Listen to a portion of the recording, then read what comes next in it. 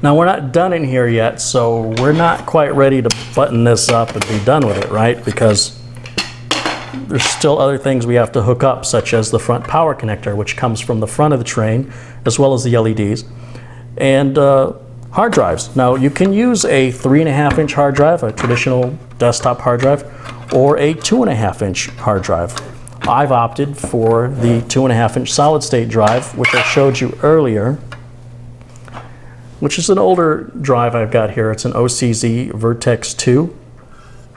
And this one is 120 gigs, and I just had it laying around. Since this is just a fun little project for me, I didn't want to, invest in a whole new hard drive for it. I'm trying to make this as inexpensively as possible. Now, if you're going to install a 2.5-inch hard drive, the instructions do show you that it goes on the bottom, and it says to use 4 screws, and these are the screws you use. This is a picture or a diagram of it, and right here it says screws 4 for 2.5-inch HDD. And what we're looking for then are those 4 little screws, which again are not in this bag and they're not in that bag, which takes us back to the very first bag we were at. And once again, we'll dump these out, and they appear to be 1, 2, 3, 4. There appear to be 6 of those, so do I have the wrong one?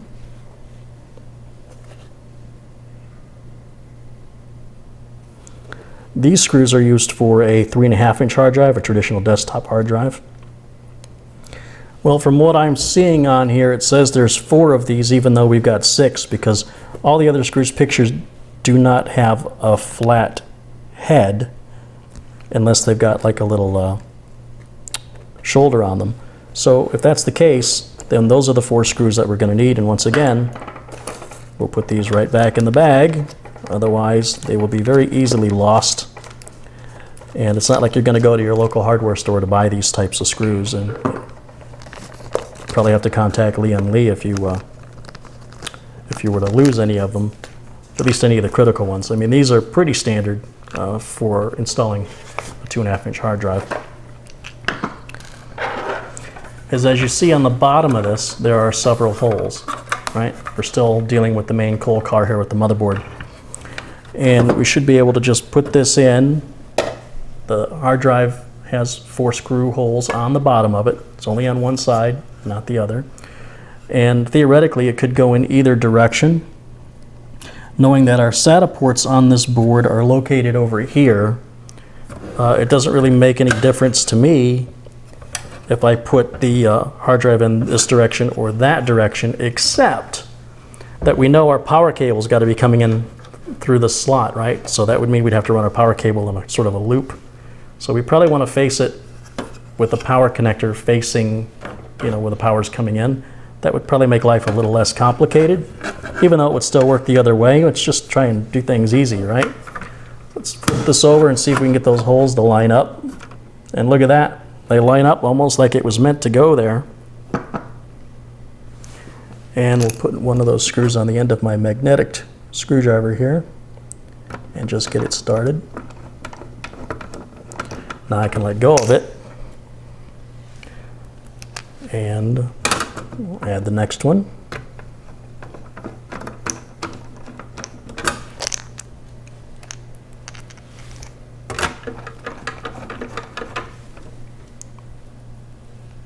And there's our final one right here.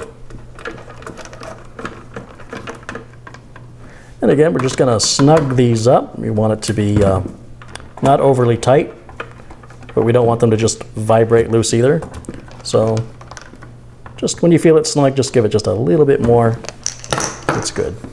Probably better to go too little than too much on that. And now you can see our solid state drive there is already mounted in position. And then we'll be able to just put that power cable right in there, and we can also run our SATA cable. So, piece of cake. Now that's simply one way of mounting the solid state drive. Alternately, we can also mount the solid state drive, or a second drive for that matter, in the train itself. So let's see how that works. Let's go ahead and take this part apart. You'll see there's 4 thumb type screws. Again, they're a bit smaller for thumb screws. They appear to be the exact same size as what's used around the train, so we don't have to worry about, worrying about putting them exactly back in each car, since both cars use the same ones. But where you see these fatter thumb screws is your indication of what you're supposed to take apart. And where you see screws that are using like hex heads, that's their way of telling you, leave that alone. Now if we open that up, set that aside, we should be able to now remove this, I believe. Oh, I missed a thumb screw down here. There's 5. Right like that. And just loosen it with the screwdriver, and that should just come right off like so. And right in here, there's a position also for mounting a hard drive. Now, if you had a desktop hard drive, like a 3.5-inch drive, you could put it in here. Or you could also mount another 2.5-inch drive right up in here. So when we look inside of here, we've got our cables. We can start pulling some of these cables out of here. They have to come out sooner or later. Let's see what we got. These are our front USBs. Okay, there's our front USB header. Here's our front port umbilicals, which, boy, I'm almost afraid to pull too tightly on that. And our power cables, which, just like that, we can pull the rubber band off of here. Okay.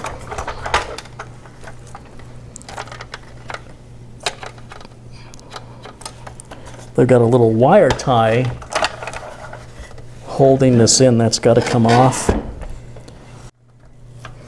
I really want to get my hands in here. I'm not exactly sure how they expect me to untie this front cable, the front cord umbilicals. So I'm going to go ahead and just take this hard drive. I'm going to take this power supply out.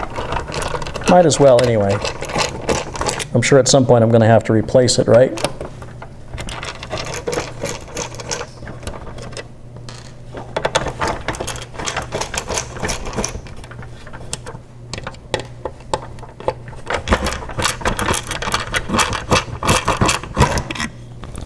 Alright, so let's just go ahead and take this power supply out so I can get my hands in here better. Well, that's a tiny little power supply, look at that.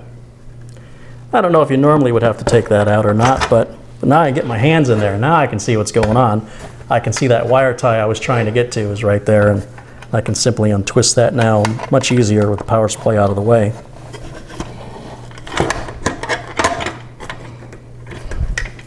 Yay! Okay. What you'll also see in here, deep inside, are these little grooves. Now, if I can get them on the camera.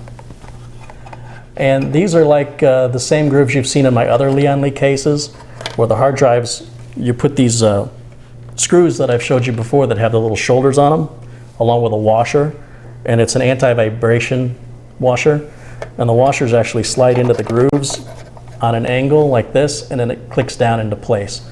We're not using one of those drives. We're not using a 3.5-inch drive. However, this is an option if you wanted to do that, and that's what this rail is for here. So it's a little hard to see on the camera. Let's see if I can get you a better angle there. But if you looked at any of my other computer videos where I'm building with a Lian Li case, it's the exact same rail system. If you're wondering what these are for, this is another place to mount a 2.5-inch drive. Again, they've got these washers with screws that fix onto the bottom, and then it pushes down and slides forward and just sort of sits in there. But again, we're going to keep everything in the one train as much as possible, or in the one side of it. So we really just needed the cables out of here. And now I can go ahead and put this power supply back in, which should go in real easy.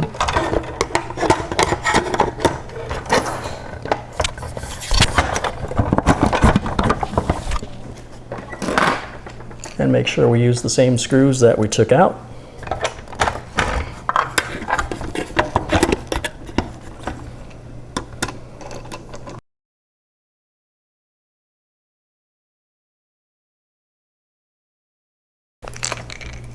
And just like that, our power supply is back in just the way it was. And we've got access to all our cables, our front USB, and our front port umbilicals now. Yay! Since there's really nothing else we're going to be putting into this side of the train, into the front of the train, I think we can put this cover back on it. I think. You notice when we removed this back plane, there were these clasps that were inside of the train. These are supposed to be outside. They actually connect the two trains together. So the instructions tell you to turn this around and put it in the opposite of how you took it off, so that these are actually sticking out. All right, so at this point we just need to feed all our cables in through this little shield here, or wiring grommet, or wiring harness, or whatever we want to call it, thingamajig.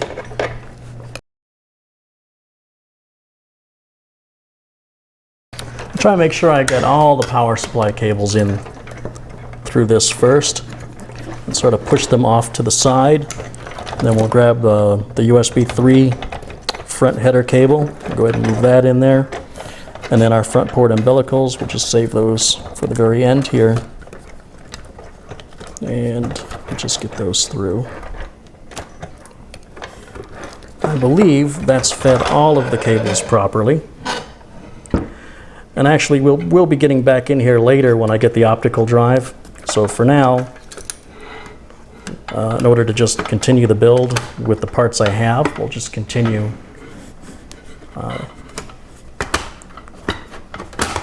and we'll take it back apart when and if we need to. Now we're going to put these thumb screws right back in.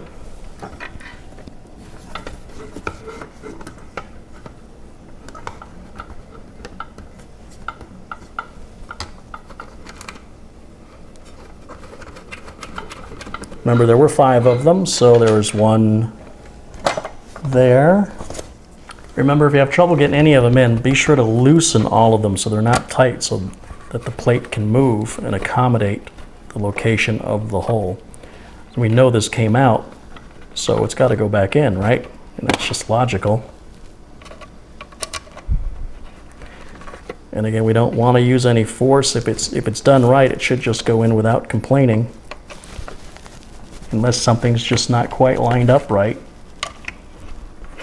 And anytime you deal with a custom case like this, you just might run into that. And I can see this is attempting to go in on an angle, which tells me that it's just not quite lined up. And if I continue to force it, it's going to rethread that as an angle, and we definitely don't want that to happen. So I just want to make sure that these are all loosened up right. If I can get that right position that I need.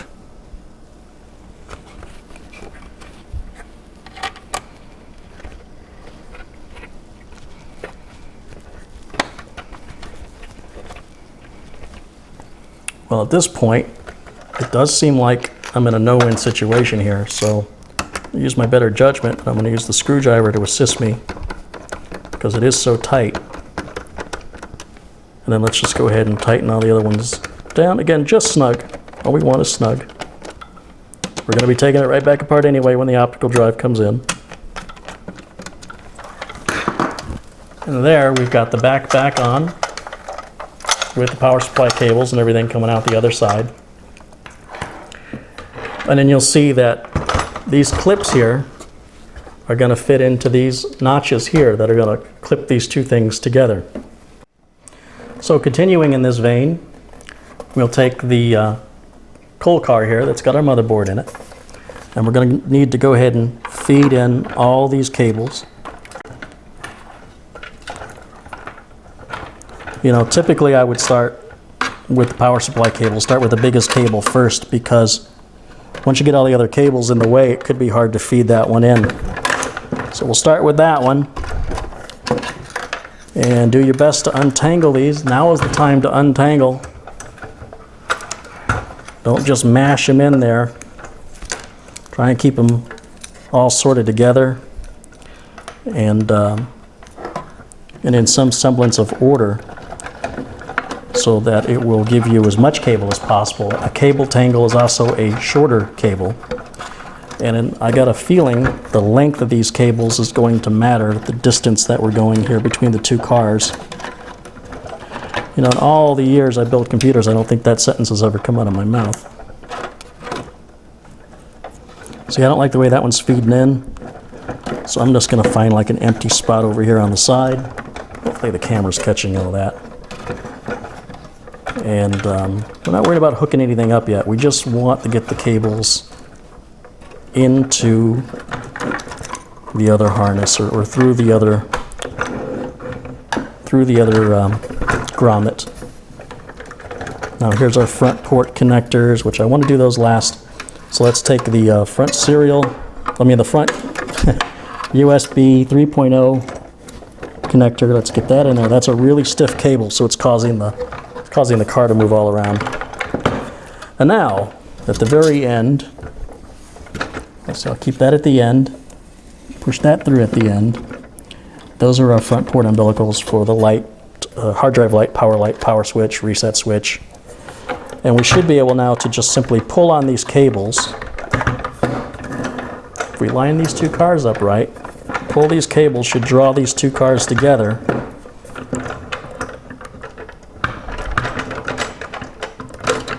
And those notches should line up. There's one. And there's the others. And now, flip this down on its side. Get a better idea what's going on here. We've got all our cables in here now. Ideally, this cable will reach.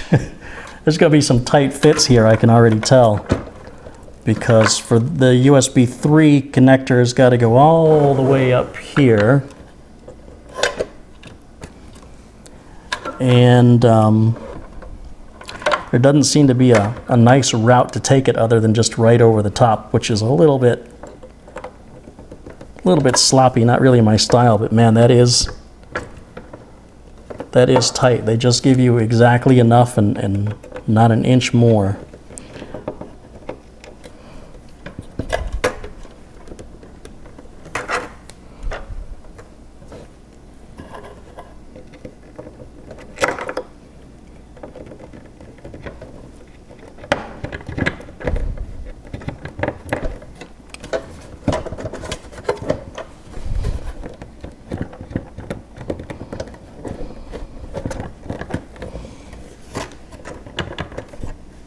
Boy, I really don't like how that USB 3 cable, it fits in there. It just wants to pop right on out.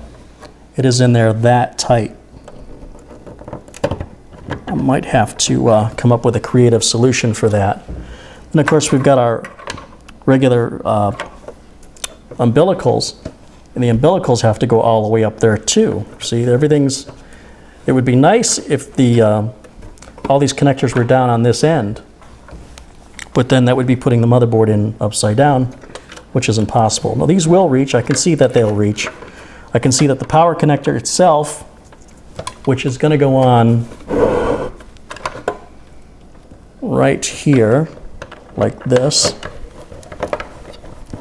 That reach is okay. And then we've got our 4-pin CPU power, which goes in right there with no problem. And we've also got the front fan we can hook up, which I'm going to leave disconnected for right now. And we've got other connectors that, you know, power connector we can hook up to the hard drive, which I'll put off for right now. I'm curious right now if it'll just turn on the way it is. So I need to hook up the front power switch. These wire headers are generally always laid out the same. I'm going to guess they're going to be laid out the same here. I'm just going to go ahead and hook up, because I just want to see if it's going to turn on. I'm going to hook up the power switch. Now all of this is a much tighter fit than I was expecting from Lian Li, just knowing the quality of their stuff. I do see that none of these cables are going to interfere with the fan, and this fan has a grate on it, so nothing's going to get in there. But at this point right now, we should be able to turn this on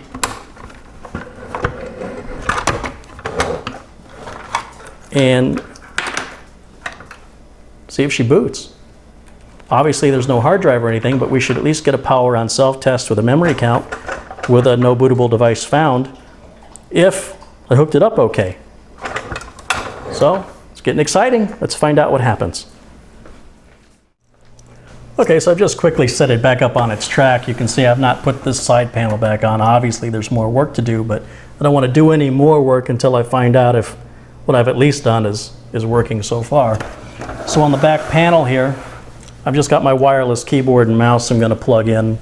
We'll just use any of the USB ports here for that. And then what we'll do next is give it some power, which I've got right here. And of course the power has got to plug in up against the side like so. Make sure that switch is in the off position. And then I've got my DVI cable for the video card, for the monitor I mean, that's going to plug into the video built onto the motherboard here. Just like that. My guess is this is intended to be turned in this direction with the monitor on the other side so that the cables are just flowing naturally. So as I mentioned before, the power switch is this button right up here. And of course, before I do anything, let me just make sure that nothing's interfering with the fans, that everything seems to be plugged in okay.